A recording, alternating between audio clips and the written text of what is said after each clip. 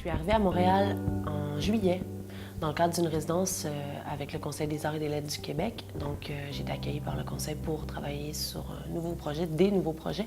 Et depuis, en fait, au courant de l'été, j'avais commencé à amorcer des lectures, beaucoup sur le ciel, je dirais sur les forces de la nature, sur les lignes dans les mains, sur l'arc-en-ciel, les phénomènes de prisme. Je m'intéressais au tonnerre, à plein de trucs, je dirais.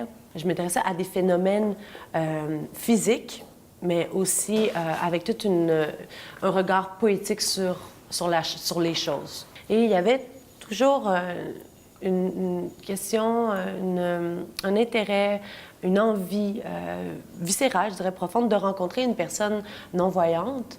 Donc, je pense qu'en fait, en étant 6 mois à Montréal, je m'étais donné comme défi de tomber sur une personne aveugle et de travailler avec elle.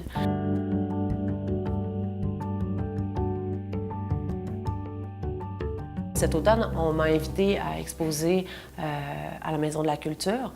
Et bon, je m'assois, je vais écouter le spectacle, regarder la pièce de théâtre. Et assis à côté de moi, une personne non-voyante, qui est Carlos. Et je me disais, bon, est-ce qu'il voit?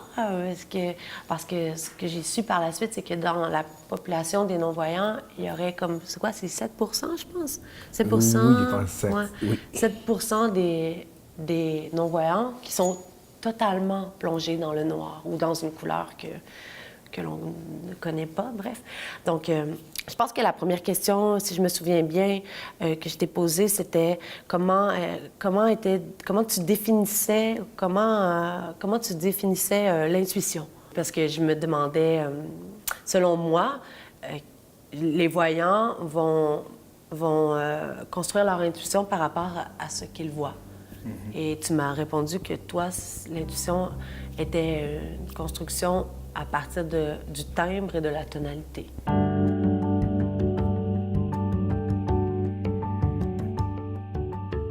Je me rappelle que la journée qu'on s'est rencontrés, j'avais beaucoup de questions, quelques questions, mais on n'a pas suivre les papiers. On a commencé plus à parler des choses plus comme improvisées.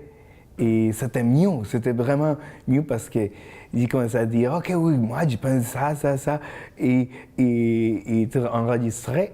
Et c'était comme plus les choses qui sortaient spontanément. Ou mystique, un peu. Oh, Ouais, oui, mystique. exact.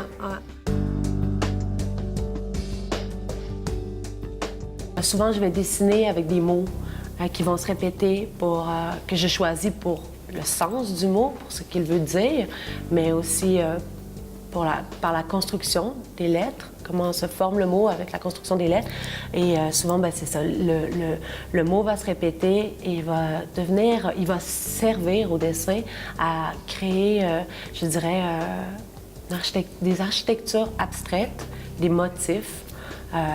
Donc, on peut tout de suite penser au braille. Souvent, je vais associer des mots, quand je dis que je travaille avec les mots, mais souvent, je vais associer des mots avec des sentiments, avec des couleurs. Puis bon, c'est la synesthésie, ce type de travail-là. Au début, je pense que j'avais peut-être une vision un peu romantique de dire, OK, je vais dessiner avec Carlos, mais c'est pas ça. Ça fonctionne pas vraiment bien. Donc, on va oublier ça. T'sais. Donc, on s'est mis, parce que Carlos est musicien, étudié en musique. Donc, on avait parlé beaucoup de l'arc-en-ciel, puis je me dis, bon, OK, dans l'arc-en-ciel, il y a 7 couleurs. Si on fait référence à une gamme qui est composée de 7 notes, do, ré, mi, fa, sol, la, si, si on associait une couleur avec une note, si on associait une couleur avec une note, avec un sentiment, donc, c'est un peu, je dirais, notre relation, notre amitié est teintée de toutes ces façons-là de pouvoir communiquer, de pouvoir parler, de pouvoir travailler, de pouvoir avoir des nouvelles idées.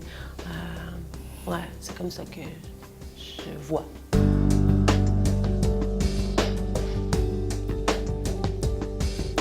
Je dirais que Carlos a inspiré mon travail. Ouais, c'est un défi pour moi d'arriver à faire de l'art visuel avec une personne non-voyante, avec une amitié maintenant qui fait partie de ma vie et qui teinte mon travail. On vient de 2 cultures différentes. Carlos est colombien. Il ne voit pas. On ne parle pas la même langue. Moi, j'ai un langage visuel parce que aussi, je suis une artiste en art visuel. Donc, puis, en fait, lui, sa façon d'écrire, c'est le braille que je ne comprends pas. Donc, on est complètement dans des univers vraiment différents, mais après tout, on se comprend, on se reconnaît, on parle le même langage. Donc, c'est assez... moi, je trouve que c'est touchant, là, puis c'est vraiment très, très intéressant. Puis moi, j'allais dire que notre amitié, puis je pense que c'est aussi ce qui peut se voir dans l'exposition. Nos discussions tournent beaucoup autour des forces de la nature, hein?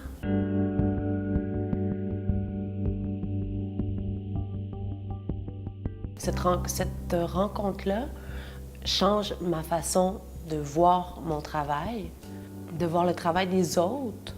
Tu sais, je travaille beaucoup aussi dans les projets de médiation culturelle. Je suis pas une artiste qui fait de l'art relationnel, mais je travaille avec des gens. À Québec, j'enseigne dans un organisme, dans le complexe Méduse, à des adultes qui ont ou ont eu des problèmes en santé mentale.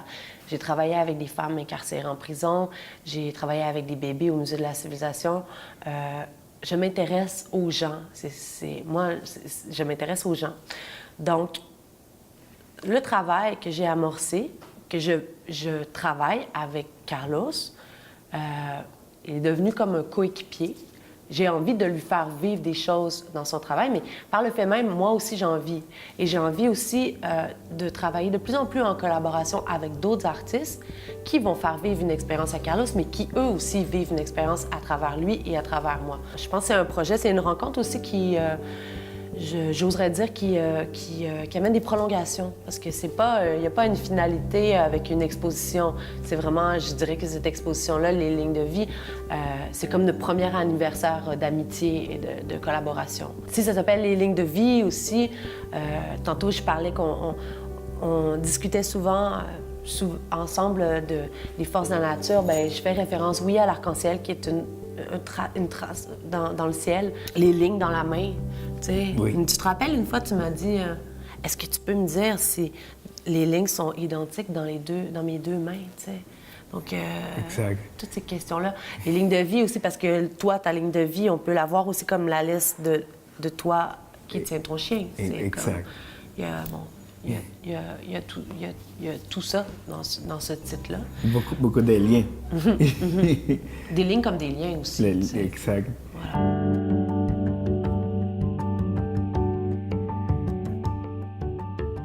Il y a beaucoup de choses qu'on a dans notre intérieur que des fois on n'est pas qu'ils sont là. Je pense, je sais pas, il y a beaucoup de choses qu'après qu'on fait l'art, on sent dans notre esprit les changements après qu'on fait quelque chose, mettre de la musique.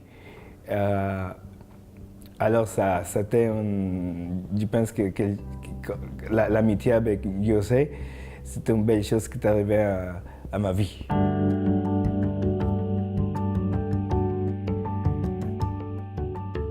Aussi, par le biais de la Maison de la Culture, on m'a présenté une chorégraphe danseuse qui est à Montréal, Catherine Tardif, qui a déjà amorcé dans le passé un travail en danse avec des non-voyants. Donc, et avec Michel F. Côté, un concepteur sonore et percussionniste.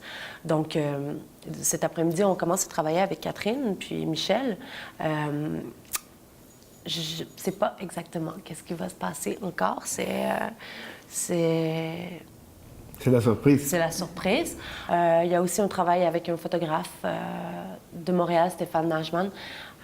Ensuite, il y a un projet aussi avec une historienne de l'art. Il y a un projet avec une imprimerie de braille.